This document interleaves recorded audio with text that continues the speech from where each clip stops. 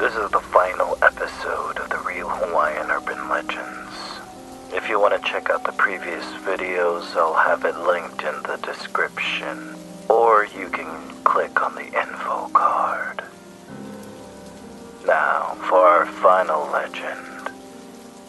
Many islanders stay away from this spectral being, for they have a deadly consequence.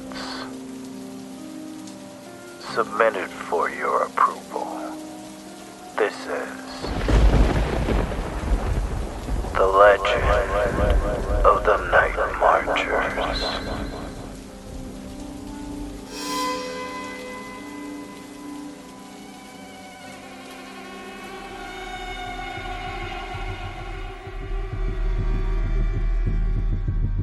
The first documented sighting of the Nightmarchers dates all the way back to Captain Cook's arrival in the islands.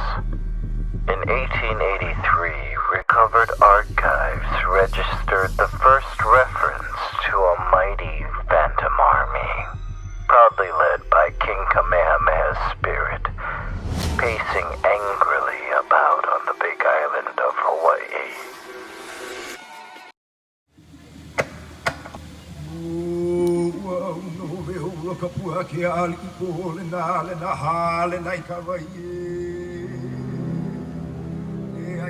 Hawaiian legend makes it very clear that the supernatural is not something to be messed with, and harsh lessons are learned from those that break kapu, or sacred rules or sacred land. The punishment for breaking kapu was often death. One such kapu involved the King Waialae and his special guard, for they were kapu, and the punishment for laying eyes on them was death. The special guard moved under the cover of night while the island was asleep to lessen the likelihood of commoners coming across their path and suffering the fatal consequences. The warriors have become known as the Nightmarchers, and would carry over this harsh punishment into the afterlife. Ancient Hawaiian beliefs state that any mortal looking upon or being seen in defiance toward the marchers would die a violent death. If you find yourself unlucky enough to be along their path, you will be warned of their arrival. But take heed, for they are unstoppable, and often move through houses and buildings that lay in their path. The only thing that's been said to cause them to veer from their path is the presence of the tea leaf. The tea leaf plant is significant to Hawaiian culture.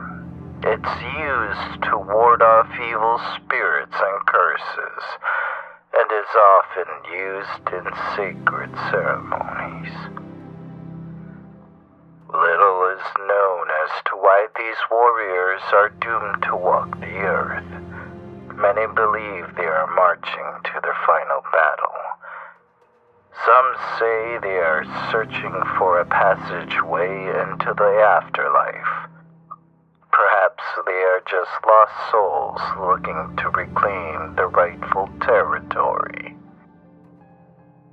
What is known is you don't want to come across these angry spirits. One woman claims to have seen the Nightmarchers when she was a child.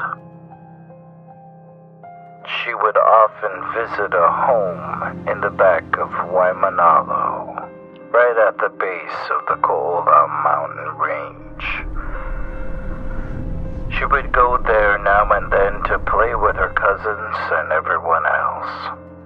One day, while she was out playing with her cousins, someone came running out of the house screaming at the kids. Get in! Get in the house! Get under the bed and hurry up! There was an unmistakable panic in their voice. Their eyes widened and mirrored a deep-rooted fear that was read by all. The kids started to cry out of fear.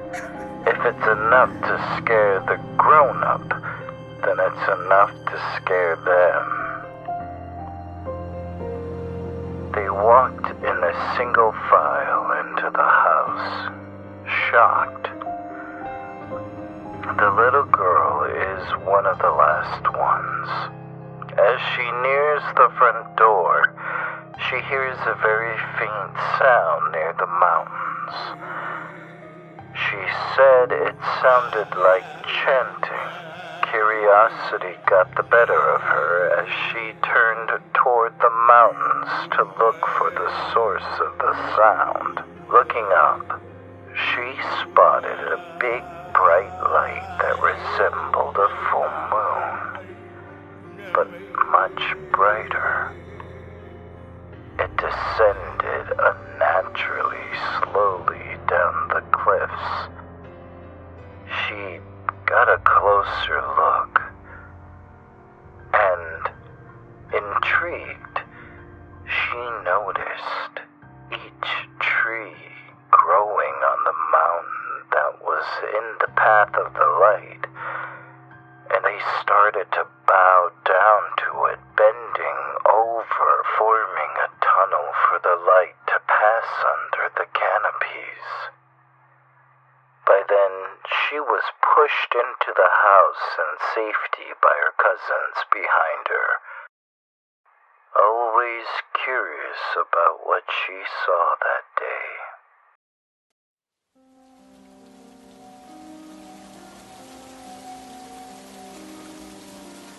Across the island chain, residents have reported seeing a line of torches moving down the mountain, often in areas with sheer cliffs and no roads or trails for miles.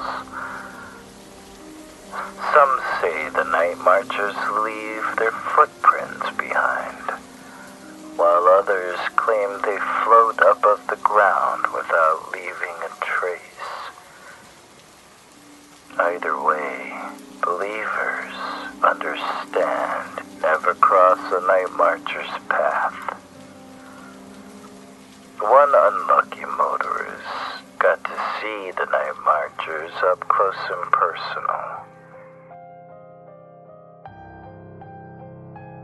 She was driving down the road on the windward side when she came around a bend. She could see a fog or mist moving across the road and into the brush up the mountain. She continued along, thinking it was a strange sight. But after passing through the fog, realized it was a grave mistake. As soon as she entered the mist, her engine died, and a booming drumbeat could be heard all around her. Her car began to violently shake. She said to have seen men towering over their car with what appeared to be traditional Hawaiian garb. She said she burst into tears, feeling helpless when suddenly she heard a loud muffled voice and the booming stopped. She looked up to see a hand on her driver's side window slowly disappear as the fog made its way up the mountain, and the drumbeat feigned with it.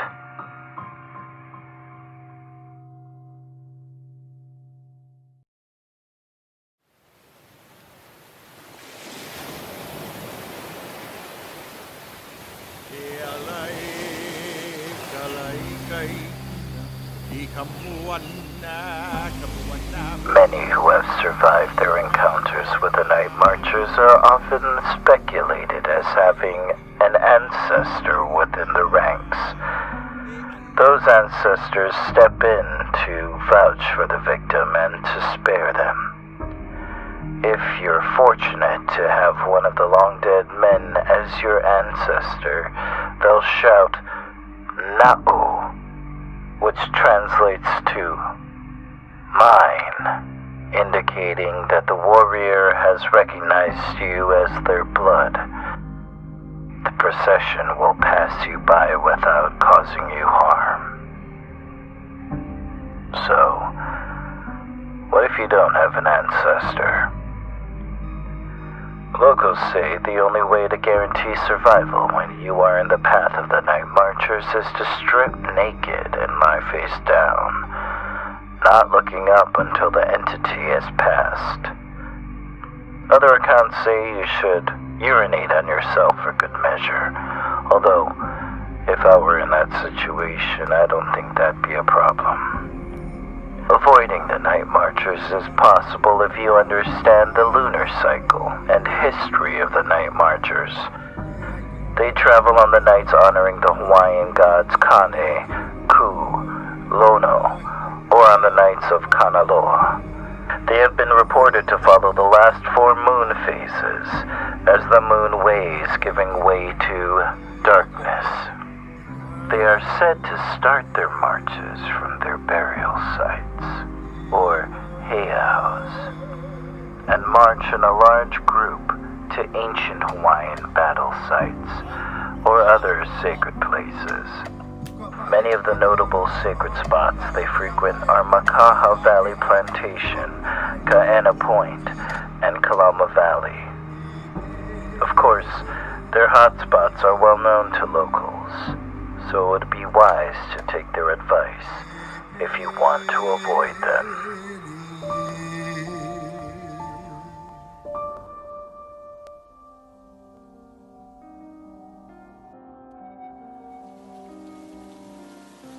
I've only scratched the surface of the supernatural creatures that lurk behind the lush greenery.